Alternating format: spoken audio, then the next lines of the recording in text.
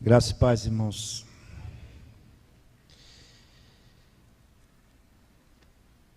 É com muito temor que estamos aqui. Também com alegria, pelo fato de que o nosso Salvador nos deu esse privilégio de anunciar a sua palavra, porque quando olhávamos quem nós éramos, é de encher o nosso coração de gratidão pela essa grande bênção maravilhosa que o Senhor nos concedeu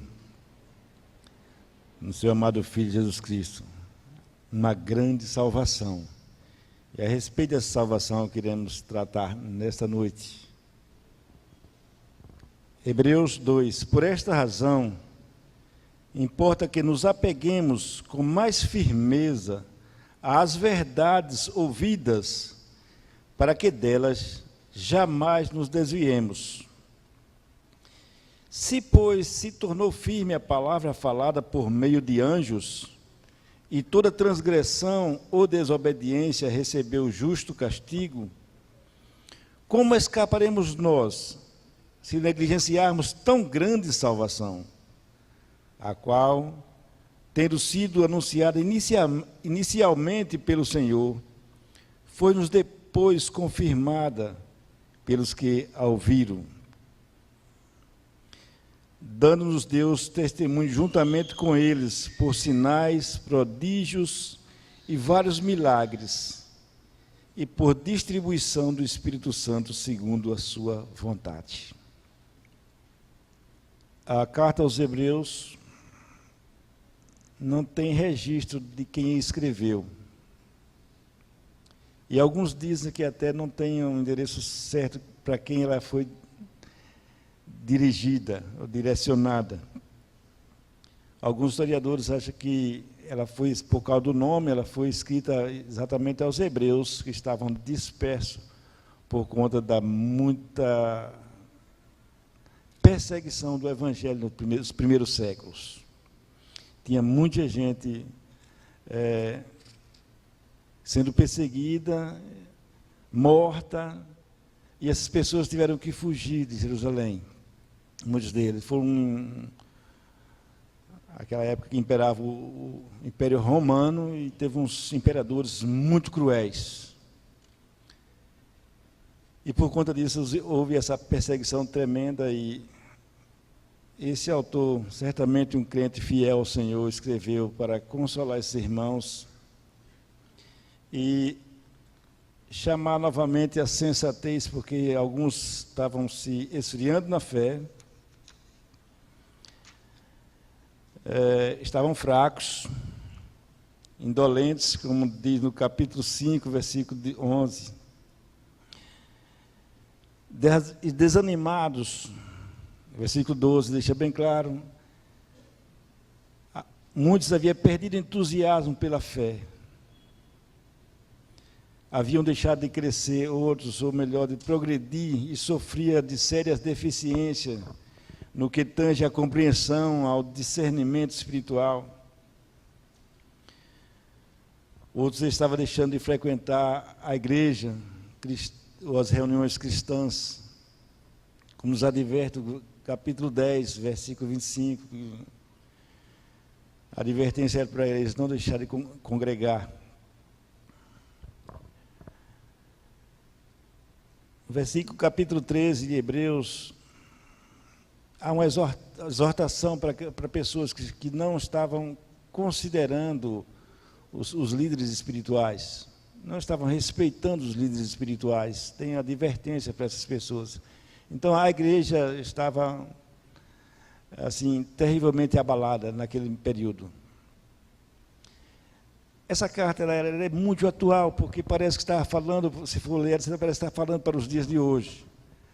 É certo que naquela época a perseguição era assim completamente diferente de hoje, mas hoje existe, só que é no campo das ideias hoje, talvez mais perigosa do que naquela época.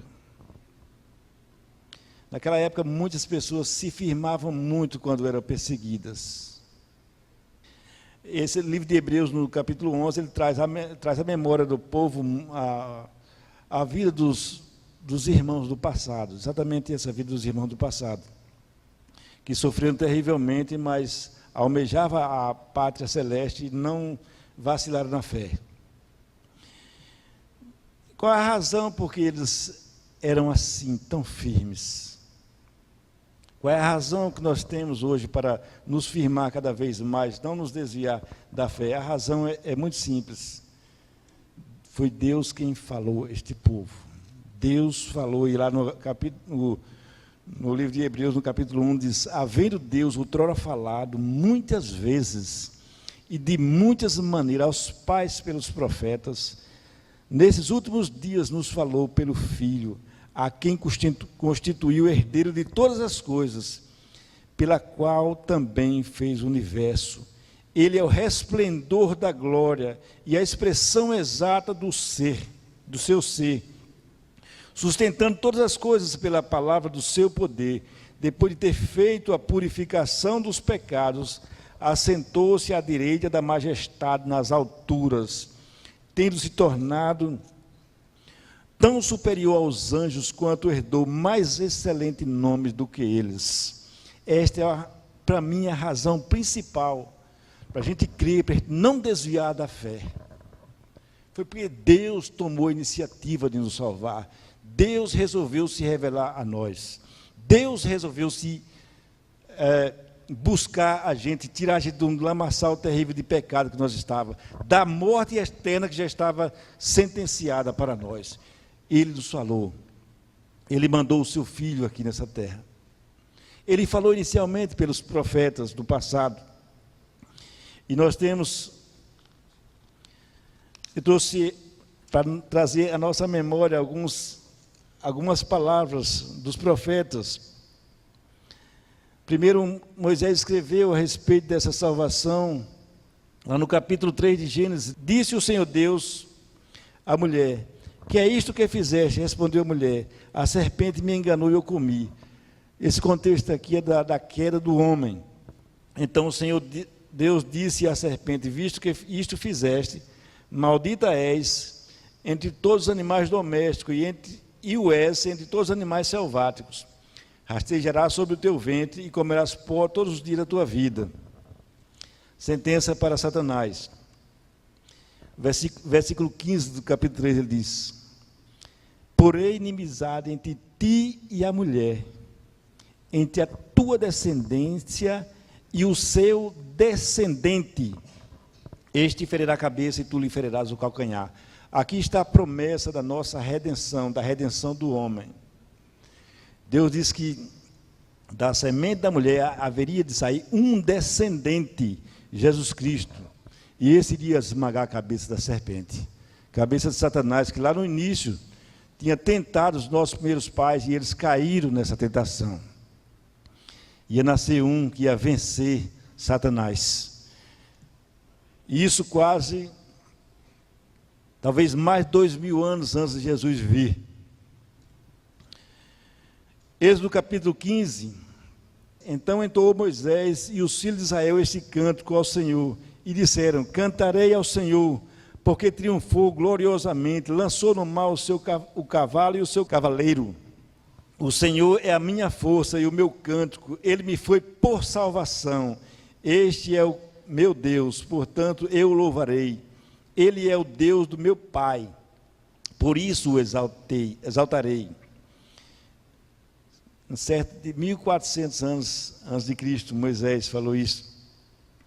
1 Samuel 2 diz: então orou Ana, já foi lido aqui esse versículo, e disse: o meu coração se regozija no Senhor, a minha força está exaltada no Senhor, a minha boca se ri dos meus inimigos, porquanto me alegro na tua salvação. Salmo 3 diz: do Senhor é a salvação, e sobre o teu trono a tua bênção. Salmo 50, versículo 23 diz: o que me oferece sacrifício de ações de graça, esse me glorificará.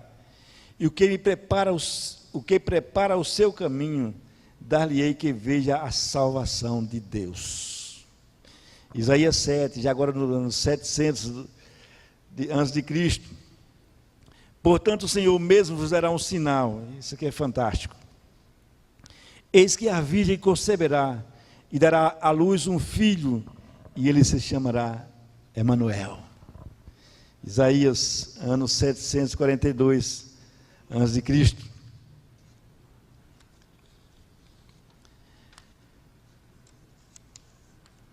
Também Isaías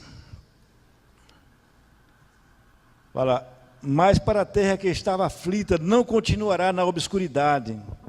Deus, nos primeiros tempos, tornou desprezível a terra de Zebulon e a terra de Naftali. Mas nos últimos tornará glorioso o caminho do mar, além do Jordão, Galileia dos gentios. O povo que andava em trevas viu grande luz. E aos que viviam na região da sombra da morte, resplandeceu-lhes a luz. Tens multiplicado esse povo e a alegria lhe aumentaste. Alegrem-se eles diante de ti, como se alegra na ceifa, e como se exulta quando reparte os despojos. Porque tu quebraste o jugo que pesava sobre eles, e as varas que lhe feria os ombros, e o cetro do seu opressor, como no dia dos midianitas. Porque toda bota com que anda o guerreiro no tumulto da batalha, e toda veste revolvida em sangue serão queimadas, servirão de pasto para o fogo. Por quê? Porque um menino se nos deu, um menino nos nasceu, um filho se nos deu, o governo está sobre os seus ombros, e o nome será Maravilhoso, Conselheiro, Deus Forte, Pai da Eternidade, Príncipe da Paz. Para que se aumente o seu governo e venha paz sem fim sobre o trono de Davi e sobre o seu reino, para estabelecer e o firmar mediante o juízo e a justiça, desde agora e para sempre. O zelo do Senhor dos Exércitos fará isso. Deus, desde a eternidade, tem proclamado a salvação para nós. Aqui eles usam os servos do passado. Jonas, na oração deles: mas com a voz do agradecimento eu te oferecerei sacrifício, o que votei pagarei, ao Senhor pertence a salvação. Abacuque diz: ainda que a figueira não floresça, nem haja fruto na vide, o produto da oliveira minta e os campos não produzam mantimento, e as ovelhas sejam arrebatadas do aprisco, e nos currais não haja gado.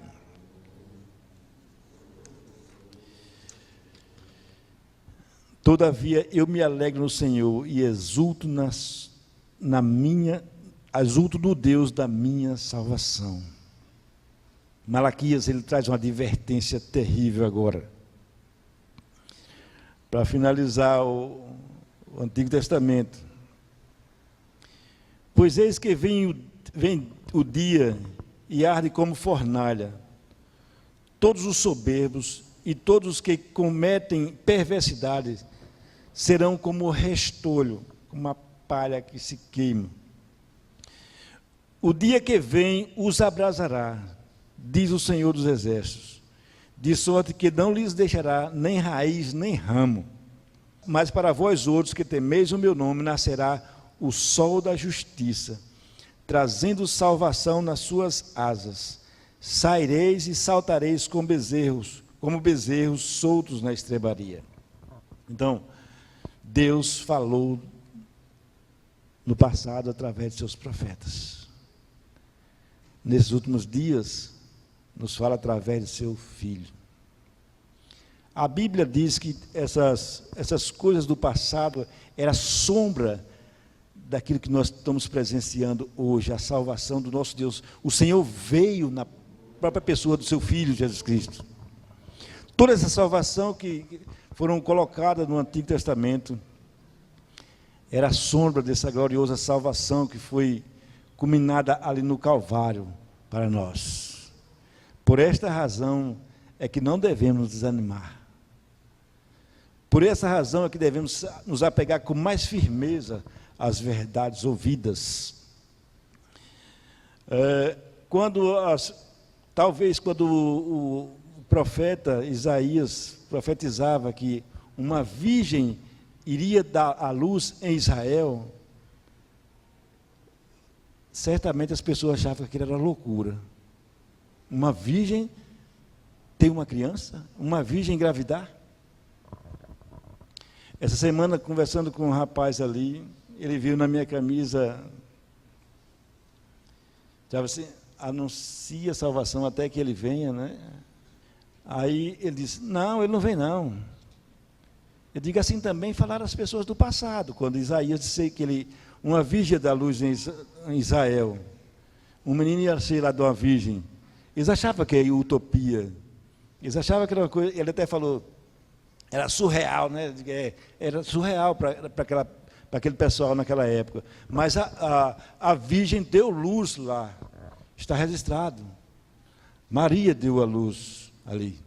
Virgem, ela engravidou-se do Espírito Santo, cumprindo a palavra que foi profetizada há 700 anos antes de Jesus vir. Entendeu? Agora, no Novo Testamento, ele veio.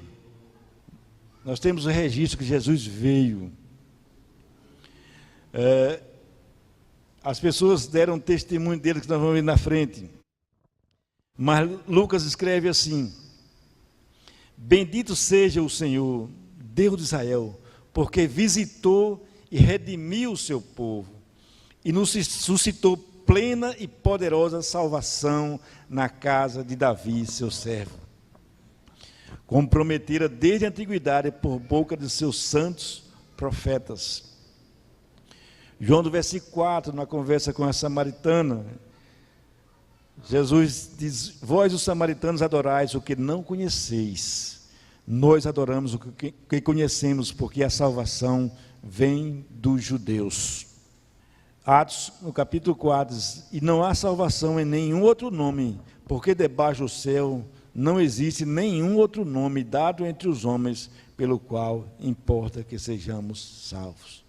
Não há salvação em nenhum outro nome. E as pessoas aqui nos nossos dias estão buscando alternativas para se salvarem. Diferentemente de alguns dos fariseus na época, que foram para ser batizados por João Batista, eles, raça de víboras, quem vos induziu a fugir da ira vindoura? A ira vindoura, o dia do Senhor Jesus, quando vier aqui para julgar os vivos e os mortos. Aqueles homens estavam fugindo da ira vindoura. E é necessário que todos nós fuja dessa ira vindoura, abraçando o nosso Senhor Jesus Cristo de Nazaré, a nossa salvação, a tão grande salvação que é negligenciada nos nossos dias. Tão grande salvação, negligenciada nos nossos dias. Se a gente for ver a história da salvação, é a coisa mais linda que se pode conhecer. Deus se fez carne e habitou entre nós. Era uma coisa que era impossível para é impossível para qualquer homem acreditar se o Espírito Santo não iluminar a sua mente. Era impossível entender que Jesus Cristo, Deus se fez carne e habitou entre nós. Deus está ali, morando ali, no endereço dele está ali naquela casa ali, o Logos está ali, mora ali naquela esquina ali, tal. Era impossível para eles. Como é impossível ainda para as pessoas hoje entender que Deus se fez carne e habitou entre nós, e é uma grande salvação para cada pessoa que se arrepende e crê. Ainda buscam meios, buscam alternativas, buscam tentar barganhar com Deus com indulgências vazias, inúteis, falta de conhecimento de Deus. Por isso que o autor dos Hebreus nos chama para olhar para o que Deus falou no passado, para os profetas, pelos apóstolos e pelo próprio Cristo, que é a revelação mais excelente do que a do tempo passado, de Moisés. Jesus Cristo, ele é um mediador melhor que Moisés, superior que Moisés. Jesus Cristo é superior ao sacrifício que eles ofereciam. Eles ofereciam sacrifício de bodes. Jesus Cristo ofereceu a si mesmo para salvar pecadores. A humilhação de Jesus Cristo foi uma coisa fora do comum. Deus se fez carne e habitou entre nós. Deus desceu do trono da sua glória e veio aqui para salvar a mim e salvar você. Ele nasceu de uma mulher. É a humilhação, o Criador de todas as coisas, com uma perfeição incrível dessa que nós podemos perceber.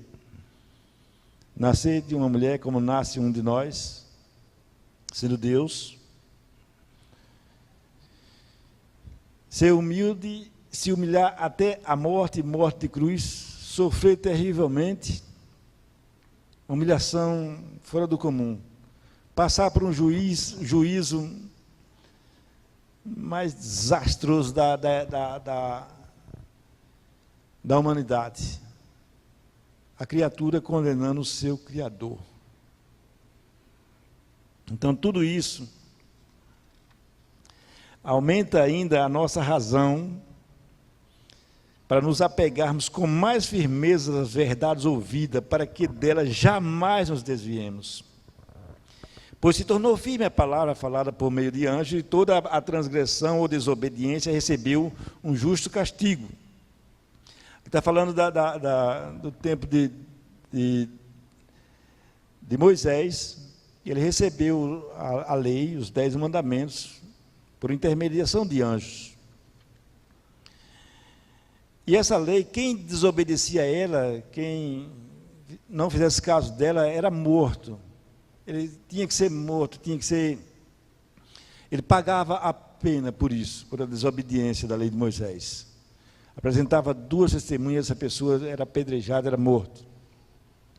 Aí ele diz: se, pois, tornou firme a palavra falada por meio de anjo, e toda transgressão ou desobediência recebeu o justo castigo, como escaparemos nós, se negligenciarmos tão grande salvação, a qual, tendo sido anunciada inicialmente pelo Senhor, foi depois confirmadas pelos que a ouviram? Como você vai escapar, como eu vou escapar dessa condenação terrível, se negligenciarmos a salvação? Não tem outro meio, porque só há um mediador entre Deus e o homem, Jesus Cristo, homem. Está à direita de Deus, intercede por nós. Se nós buscarmos uma outra alternativa para chegar até Deus, como as pessoas nesses últimos dias estão buscando, vai dar de cara com a ira de Deus. Porque o único meio para a pessoa salvar é Cristo. Não tem nenhum outro nome foi dado entre os homens, segundo está escrito nas Escrituras. Não há nenhum outro nome dado entre os homens que importa que sejamos salvos. Só o nome de Jesus Cristo. Jesus Cristo, na sua morte no Calvário, a morte nos substituindo, satisfez a ira de Deus contra o pecado. A lei diz que o homem que pecar teria que morrer. Ele disse a Adão: não coma da fruta, porque no dia que comer, certamente morrereis. E ele desobedeceu e comeu. E Adão era nosso representante. Adão é representante de toda a humanidade. Representante federal, Adão. Então, quando ele caiu, toda a raça humana caiu junto com ele. Romanos, no capítulo 5. Porque como pela desobediência de um só homem, muitos se tornaram pecadores, assim também por meio da obediência de um só, muitos se tornarão justos. Sobreveio a lei para que avultasse a ofensa, mas onde abundou o pecado, superabundou a graça, a fim de que, como o pecado reinou pela morte, assim também reinasse a graça pela justiça, para a vida eterna, mediante Jesus Cristo, nosso Salvador. Como a transgressão de Adão levou todos à queda, assim também crer em Jesus Cristo levará todos a serem justificados por causa da morte no Calvário de Jesus Cristo em nosso lugar. 2 Coríntios, capítulo 6, versículo 1. Na qualidade de cooperadores com ele, também vos exortamos a que não recebais em vão a graça de Deus, porque ele te diz: eu te ouvi no tempo da oportunidade, te socorri no dia da salvação. Eis agora o tempo sobremodo oportuno. Eis agora o dia da salvação. Efésios, no capítulo 1, diz assim: em quem também vós, depois que ouviste a palavra da verdade, o evangelho da vossa salvação, tendo também nele crido, foste selado com o Espírito Santo da promessa. Paulo escreve ao povo de Éfeso, na Ásia, eles ouvirem a palavra de Deus, crer na palavra, serão selados com o Espírito Santo da promessa. E essa promessa vale para nós hoje. Se ouvir a palavra e crer de todo o coração, Deus diz que vai nos dar o Espírito Santo, que é a garantia que essa propriedade, que essa pessoa pertence a Deus. E não haverá condenação para essa pessoa, porque o que está nela é a semente santa, é o Deus Todo-Poderoso que vem habitar nesta pessoa. Portanto, meus irmãos amados, as advertências são para não desfalecermos, principalmente esses dias difíceis, dia de muitas novas igrejas, com doutrinas várias. Também naquele tempo, no início da igreja cristã, elas surgiram lá, porque todo o tempo, toda a vida, a igreja foi perseguida a igreja. Apareceram muitos falsos profetas naquela época. Apareceram muitos falsos ensinos que os pais da igreja tiveram que combater terrivelmente. Hoje isso permanece aqui nos nossos dias, e é preciso que a gente tenha a nossa mente firmada, nosso coração firmado, alicerçado no autor e consumador da fé. Porque senão cai, não tem um bom. A exortação é para que não desviamos da fé, da doutrina reta, não abandonar a congregação, entendeu? Como diz que o autor dos Hebreus, que era costume das pessoas daquela época, como também é costume dos nossos dias. Então essa carta ela é muito atual. Olhar para o autor e consumador da fé, Jesus Cristo. Eu creio que o recado ele foi dado, que Deus, na sua bendita graça e misericórdia, nos sustente, porque os dias são difíceis e maus, e já era previsto esses dias, porque está escrito no próprio livro de Timóteo, no capítulo 3, 2 Timóteo 3, sabe, porém, nos últimos dias sobrevirão tempos difíceis, pois os homens serão egoístas, avarentos, jactanciosos, arrogantes, blasfemadores, desobedientes aos pais, ingratos, irreverentes, desafeiçoados, implacáveis, caluniadores, sem domínio de si, cruéis, inimigos do bem, traidores, atrevidos, enfatuados, mais amigo dos prazeres do que amigo de Deus, tendo forma de piedade, negando entretanto o poder. Foge também destes. Então, esse seria aqui está a xerox dos homens dos últimos dias, e são esse tempo que nós estamos vivendo. Nós estamos vivendo os últimos dias. Vale lembrar um pouco de Hebreus 11, ele tem uma promessa maravilhosa para nós. Eu quero finalizar com esse texto.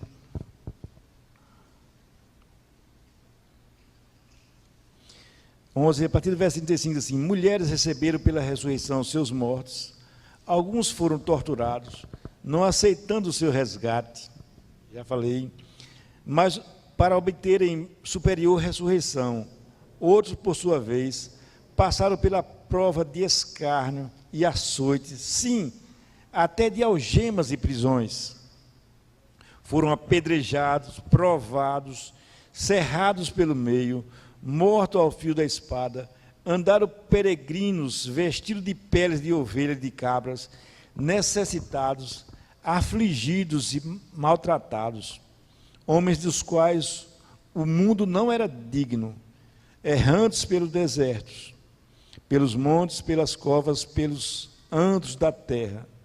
Ora, todos estes obtiveram bom testemunho da sua fé, não obtiveram, contudo, a concretização da promessa, por haver Deus provido coisa superior a nosso respeito, para que eles, sem nós, não fossem aperfeiçoados. É como se esses heróis da fé estivessem aguardando nós fazermos a nossa parte. Eles não foram aperfeiçoados, embora tivessem esse bom testemunho. Agora falta a gente fazer a nossa parte, eles estão aguardando. E a Bíblia diz que toda a criação geme, aguardando a vinda do nosso Senhor e Salvador Jesus Cristo. E para Ele vir é necessário que a gente pregue o Evangelho em todos os lugares. E para que você pregar o Evangelho em todos os lugares, é preciso que creia nessa tão grande salvação.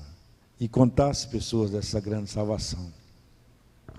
Que Deus em Cristo Jesus nos abençoe, nos dê graça de completar essa tarefa que foi tão árdua para os nossos irmãos do passado. Que nós temos hoje a facilidade maior, embora as perseguições continuem, mas Deus deu graça, aquele povo também dará a nós, porquanto vamos cada vez mais apegar essas verdades que foram lidas, que o Senhor Deus deixou para nós.